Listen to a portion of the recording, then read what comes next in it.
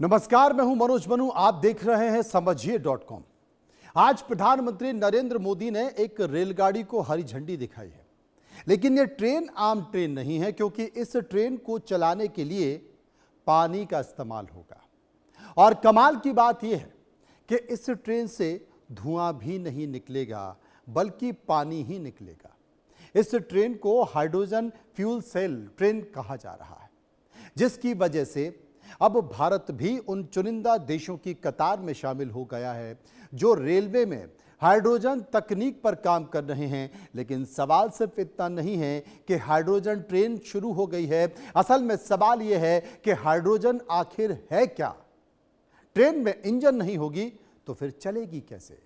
क्या इसमें आग लगने का खतरा ज्यादा होगा? क्या इलेक्ट्रिक ट्रेन की जगह ये ले सकती है? दुनिया में सबसे पहले हाइड्रोजन ट्रेन किस देश ने चलाई? भारत की ट्रेन कितनी अलग है? आज समझिए.com में इन सभी सवालों के जवाब आसान भाषा में जानने की कोशिश करेंगे और समझेंगे कि क्या हाइड्रोजन ट्रेन वास्तव में भारतीय रेलवे का भविष्य है, या फिर इस सफर में कई बड़ी चुनौतियां बाकी हैं।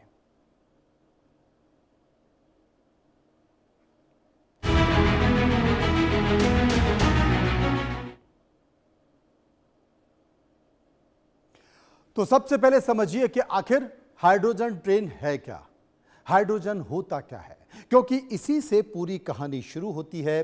हाइड्रोजन दुनिया का सबसे हल्का और सबसे ज्यादा पाया जाने वाला तत्व है पूरे ब्रह्मांड में। पूरे ब्रह्मांड का लगभग 75% सामान्य पदार्थ हाइड्रोजन से बना माना जाता है, लेकिन पृथ्वी पर यह शुद्ध रूप से बहुत कम मिलता है।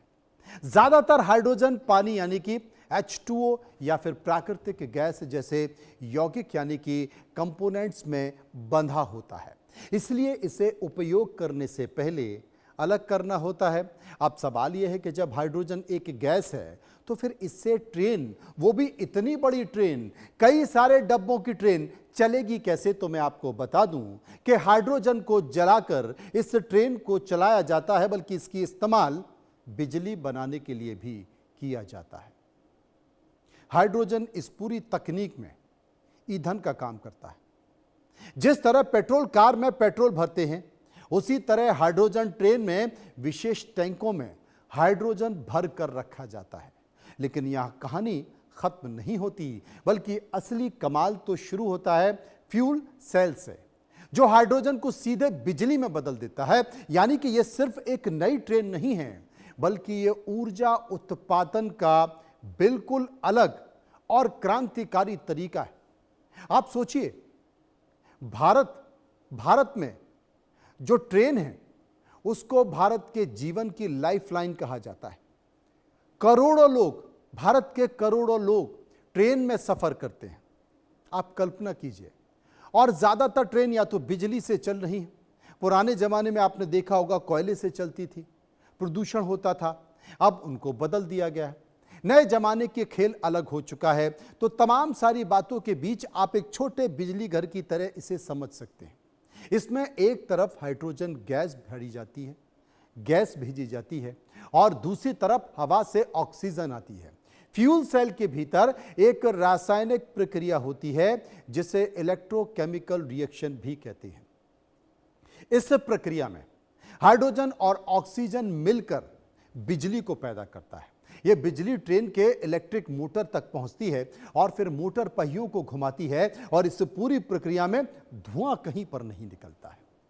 कार्बन डाइऑक्साइड बनती ही नहीं है, बल्कि केवल पानी और फिर थोड़ी सी गर्मी होती है, गर्मी निकलती है। यही वजह है कि इसे जीरो टेलपाइप एमिशन तकनीक कहा जाता है। यानी कि अगर आसान भाषा में समझें तो हाइड्रोजन ट्रेन में असली ताकत इलेक्ट्रिक मोटर और फ्यूल सेल होती है। यानी कि यह ट्रेन बिजली के चलाने वाली ट्रेन है, और इसकी बिजली ऊपर लगी तारों से नहीं। आपने देखा होगा अभी तक तो बिजली के ऊपर तार लगे रहते हैं, वो जो कनेक्ट करता है बिजली के तार से उसका एंगल, उसके बाद ट्रेन चलने लगती है। लेकिन इसमें बिजली के ऊपर लगे तारों से नहीं, बल्कि ट्रेन के भीतर ही बिजली बनती है, और वो बिजली बनती है हाइड्रोजन से। जी हाँ, तमाम सारी बातों के बीच संकेत बहुत सारे हैं। अब अंतर क्या है, यहां पर यह बड़ा सवाल है। अगर हाइड्रोजन ट्रेन भी बिजली से चलती तो फिर यह सामान्य इलेक्ट्रिक ट्रेन की तरह अलग कैसे होती? ये डीजल ट्रेन से इसमें क्या फर्क है?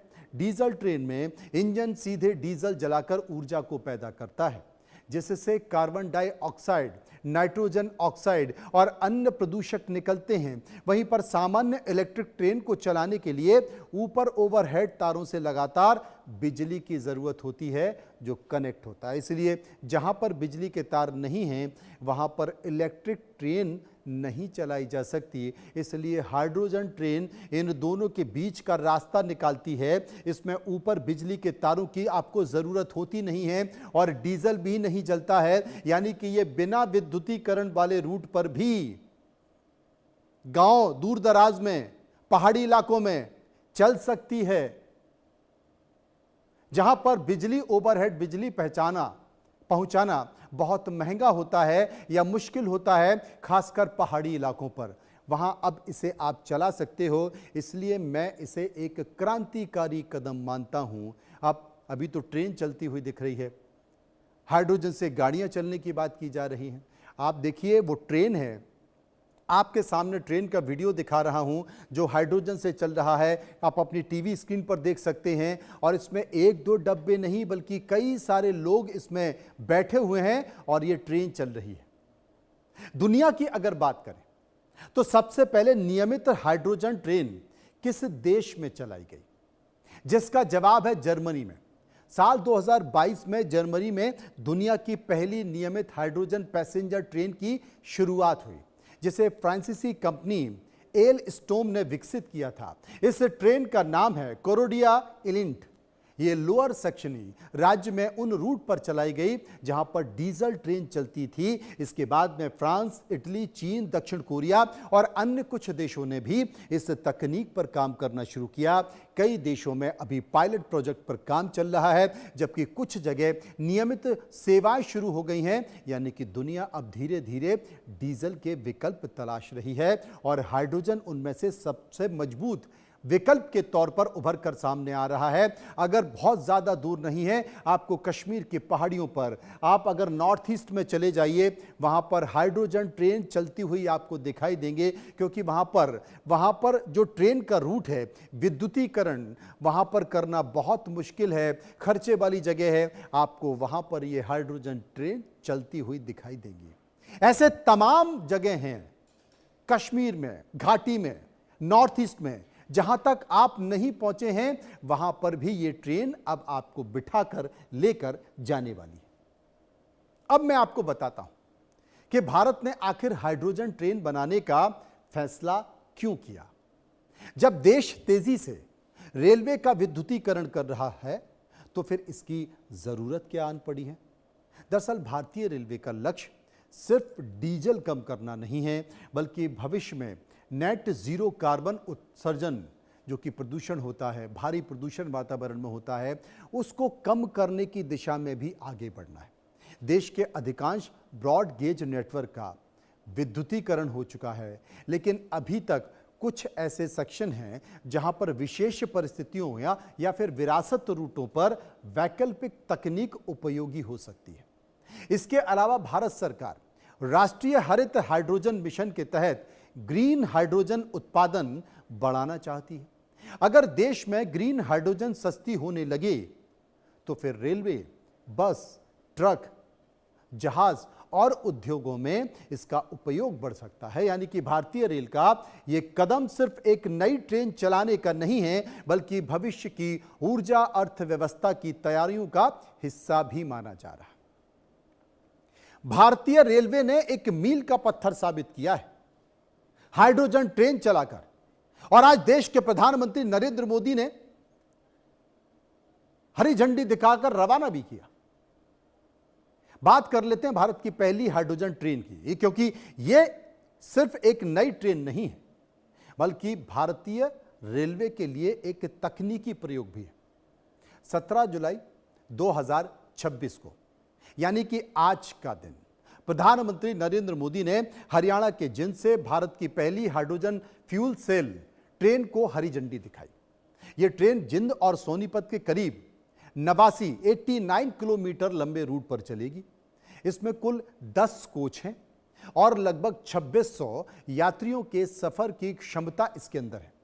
ट्रेन की जो स्पीड डिजाइन की गई है वो 110 किलोमीटर प्रति घंटे के हिसाब से की गई, लेकिन शुरुआती संचालन 75 किलोमीटर प्रति घंटे की रफ्तार से किया जाएगा।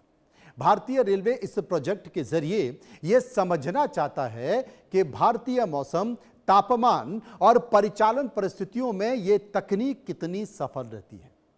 यानी कि यह सिर्फ एक ट्रेन नहीं है, बल्कि भविष्य की रेलवे तकनीक की प्रयोगशाला भी है।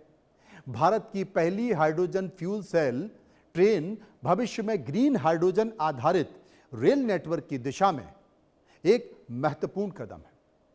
फिलहाल ट्रेन हाइड्रोजन फ्यूल सेल तकनीक पर आधारित है, जबकि सरकार का दीर्घकालिक लक्ष्य राष्ट्रीय हरित हाइड्रोजन मिशन के तहत ग्रीन हाइड्रोजन के उपयोग को बढ़ाना भी है।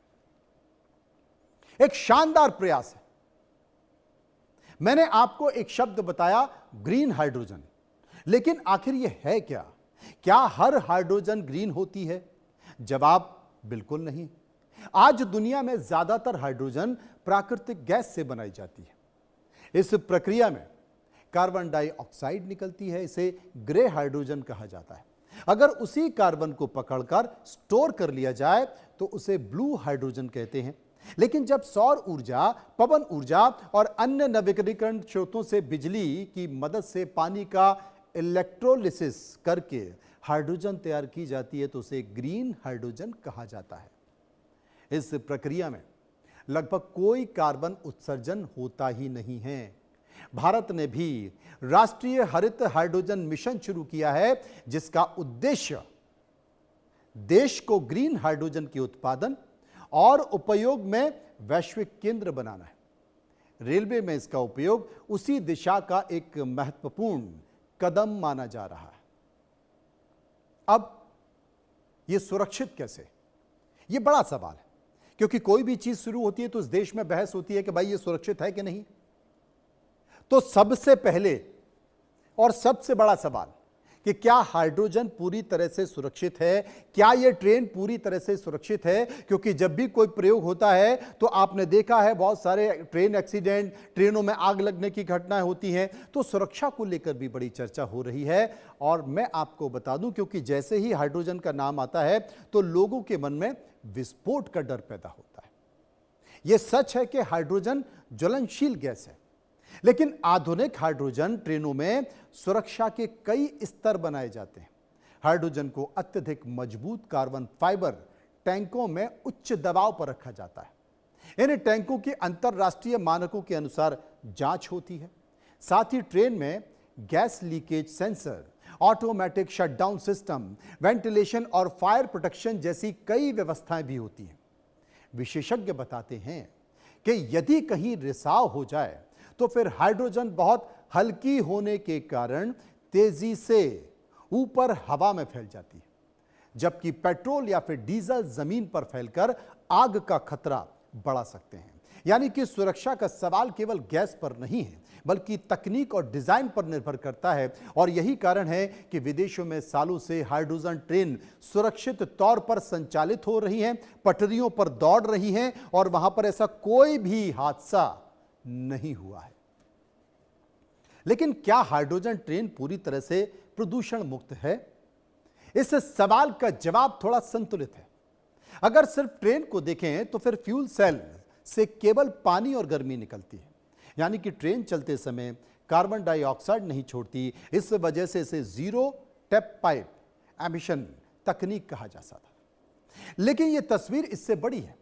अगर हाइड्रोजन को बनाने के लिए कोयले या फिर प्राकृतिक गैस का इस्तेमाल किया गया तो उस प्रक्रिया में कार्बन उत्सर्जन हो सकता है, यानी कि पर्यावरण पर वास्तविक असर इस बात पर निर्भर करता है कि हाइड्रोजन किस तरीके से बनाई गई है।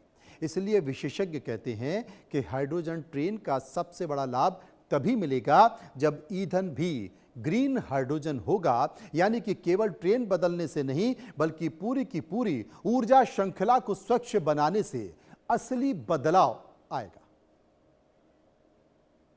ये संकेत हैं। अब बात कर लेते हैं कि भारत में हाइड्रोजन ट्रेन सबसे ज्यादा उपयोगी कहां हो सकती है, वो कौन सी परिस्थितियां हैं, वो कौन सी भौगोलिक परिस्थितियां हैं यहां पर ये ट्रेन उपयोगी हो सकती है। रेलवे के जो विशेषज्ञ हैं वो ये मानते हैं कि जहां अभी पर डीजल इंजन चल रहे हैं, जहां बिजली पहुंचना कठिन है, जहां पर तकनीक की सबसे ज्यादा जरूरत है, जैसे कि हेरिटेज रेलवे, पहाड़ी के रूट, घने जंगलों वाले क्षेत्र और कम यातायात वाली शाखा लाइनों पर हाइड्रोजन ट्रेन भविष्य में विकल्प के तौर पर निकल कर आ सकती है। ऐसे इलाकों में ओवरहेड वायरिंग की लागत बहुत अधिक होती है, जबकि हाइड्रोजन ट्रेन बिना तार के भी इलेक्ट्रिक मोटर से चल सकती है। जैसे विशाल देश में एक ही तकनीक पर हर जगह काम नहीं कर सकती, वैसे रेलवे भविष्य में अलग अलग रूटों के लिए अलग अलग समाधान अपनाने की दिशा में आगे बढ़ सकता है और एक नई और बड़ी लकीर खींच सकता है। अश्वनी वैष्णव रेल मंत्री तमाम प्रयास कर रहे हैं इस बात को लेकर। अब सबसे बड़ा सवाल है कि क्या आने वाले समय में भारतीय रेल की तस्वीर बदलने वाली है? क्या डीजल इंजन पूरी तरह से इतिहास बन जाएगा? क्या हाइड्रोजन ट्रेन इलेक्ट्रिक ट्रेन की जगह ले सकता है? इसका सीधा जवाब है अभी नहीं, और शायद अगले कई सालों तक भी नहीं। दरअसल भारतीय रेलवे ने पिछले कुछ सालों में अपने अधिकांश ब्रॉड गेज नेटवर्क का विद्युतीकरण किया है, यानी कि भविष्य की मुख्य रणनीति इलेक्ट्रिक रेलवे ही है। ऐसे में हाइड्रोजन ट्रेन का उद्देश्य हर इलेक्ट्रिक ट्रेन का बदलना नहीं, बल्कि उन रूट पर स्वच्छ विकल्प देना है जहां पर ओवरहेड बिजली की लाइन बिछाना आर्थिक तौर पर कठिन हो, या जहां पर विरासत या पर्यटन के रूट हो। यूरोप में भी यही मॉडल अपनाया गया है। यहां पहले डीजल ट्रेन चलती थी, वहीं अब हाइड्रोजन या फिर बैटरी आधारित ट्रेन लाई जा रही हैं, यानी कि हाइड्रोजन ट्रेन को इलेक्ट्रिक रेलवे का प्रतिस्पर्धी बनी बल्कि उसका पूरक माना जा रहा है। भारत में भी आने वाले वर्षों में 3 तरह की ट्रेन साथ साथ देखने को मिल सकती है। जहां पर बिजली उपलब्ध है वहां पर इलेक्ट्रिक ट्रेन, कुछ विशेष रूट पर हाइड्रोजन ट्रेन और सीमित क्षेत्रों में जहां पर डीजल की ट्रेन। इसलिए विशेषज्ञ मानते हैं कि भविष्य या तो इलेक्ट्रिक या फिर हाइड्रोजन का नहीं, बल्कि जहां जो तकनीक उपयुक्त हो वहां पर उसका उपयोग किया जाए। यही आधुनिक रेलवे की रणनीति भी मानी जा रही है। जीवन रेखा है रेलवे भारत की। अब जरा रेलवे से बाहर निकलते हैं। क्या सिर्फ ट्रेन ही नहीं, बल्कि कार, बस, ट्रक, जहाज और विमान भी हाइड्रोजन से चल सकते हैं? बिल्कुल चल सकते हैं। जवाब हां में है, और दुनिया इस दिशा में बहुत तेजी के साथ काम कर रही है। आज कई ऐसी कंपनियां हैं जो हाइड्रोजन फ्यूल सेल से बस और ट्रक चला रही हैं। कुछ देशों में इसका व्यावसायिक संचालन भी लगातार हो रहा है। समुद्री जहाज और विमानों के लिए भी हाइड्रोजन आधारित तकनीकों पर शोध जारी है। हालांकि इन क्षेत्रों में अभी बड़े पैमाने पर उपयोग शुरू नहीं हुआ है, यानी कि हाइड्रोजन केवल रेलवे का भविष्य नहीं है, बल्कि पूरी परिवहन व्यवस्था को बदलने की क्षमता रखने वाली तकनीक मानी जा रही है। अगर इन उत्पादन सस्ता हो जाए और इंफ्रास्ट्रक्चर विकसित हो जाए तो आने वाले दशकों में इसका दायरा और तेजी से बढ़ सकता है, क्योंकि यह आपकी ऊर्जा बचा रहा है, यह आपका पैसा बचा रहा है, और सबसे बड़ी चीज है कि यह पर्यावरण को भी बचा रहा है। लेकिन इतनी बड़ी खूबियों के बावजूद हाइड्रोजन ट्रेन की सबसे बड़ी चुनौती क्या है? अभी भी वो लागत है और इंफ्रास्ट्रक्चर भी है। ग्रीन हाइड्रोजन का बड़े पैमाने पर उत्पादन अभी महंगा है। उसे सुरक्षित तरीके से स्टोर करना, दूर तक पहुंचाना और फिर हर रूट पर रिफ्यूलिंग स्टेशन बनाना भी आसान नहीं। इसके अलावा फ्यूल सेल की कीमत, मेंटेनेंस और प्रशिक्षित तकनीकी कर्मचारियों की जरूरत आपको पड़ेगी। आप वो तैयारी भी कर लेंगे, लेकिन फिलहाल तो चुनौतीपूर्ण है। यही वजह है कि दुनिया के ज्यादातर देश फिलहाल इसे सीमित स्तर पर रख रहे हैं, लेकिन जैसे जैसे तकनीक सस्ती होगी उम्मीद है कि इसका उपयोग भी और बढ़ता चला जाएगा। आपको पता है कि भारत में जो ट्रेन के रूट्स हैं वो उनकी लंबाई कितनी है? पूरी पृथ्वी को अगर आप उसका धागे से नापें तो पूरी पृथ्वी को आप उससे लपेट सकते हैं कई बार। इतना लंबा ट्रेन रूट है भारत में। लेकिन इसके भविष्य की बात कर लेते हैं।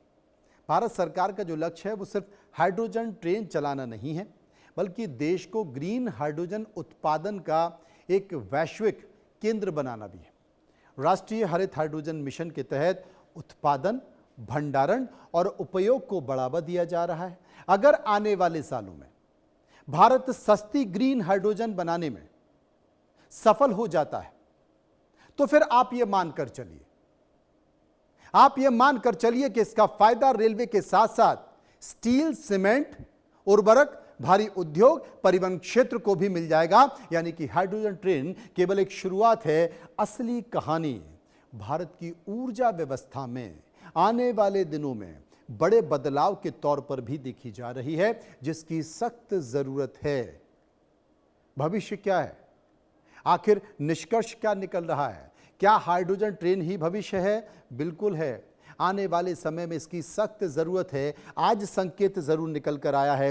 देश के प्रधानमंत्री नरेंद्र मोदी ने और देश के रेल मंत्री अश्विनी वैष्णव ने स्टेशन पर खड़े होकर एक संकेत के जरिए वाकई बेहतर तस्वीर देश के सामने रखी, क्योंकि यह डीजल और स्वच्छ विकल्प है। बिना ओवरहेड बिजली के भी इलेक्ट्रिक मोटर चल सकती है, प्रदूषण कम करने में मदद मिल सकती है। लेकिन क्योंकि अभी इसकी लागत ज्यादा है, धीरे धीरे वो भी कम हो सकती है। ग्रीन हाइड्रोजन सीमित है, बड़े पैमाने पर इंफ्रास्ट्रक्चर तैयार करना होगा। सरकार इस चुनौती को ले भी रही है। इसलिए आने वाले सालों में भारत की जो रेलवे की व्यवस्था है, उस व्यवस्था में इलेक्ट्रिक, हाइड्रोजन और कुछ जगहों पर डीजल, तीनों तकनीक के साथ, तीनों विकल्पों के साथ रेलवे आगे बढ़ रहा है। रेलवे भारतीय रेलवे भविष्य में एक दिशा में महत्वपूर्ण कदम जरूर बना दिया जा है। इसके संकेत किस तरीके से दिखाई देंगे, इसके लिए आपको इंतजार करना पड़ेगा। और सबसे बड़ी बात है कि इस देश में लगातार तकनीक पर काम हो रहा है। कैसे आगे बढ़ा जाए, कैसे कुछ नया किया जाए, वो तस्वीर हम देख रहे हैं समझिए.com में। आज इसी ट्रेन के सफर को मैं आपको बताना चाहता था। बहुत सारे लोगों ने सफर किया, हाइड्रोजन ट्रेन से समझ किया ये ट्रेन कैसी है, ये क्या संकेत देती है। समझिए.com के जरिए मैं आपको यही समझा रहा था। फिलहाल इतना ही, नमस्कार।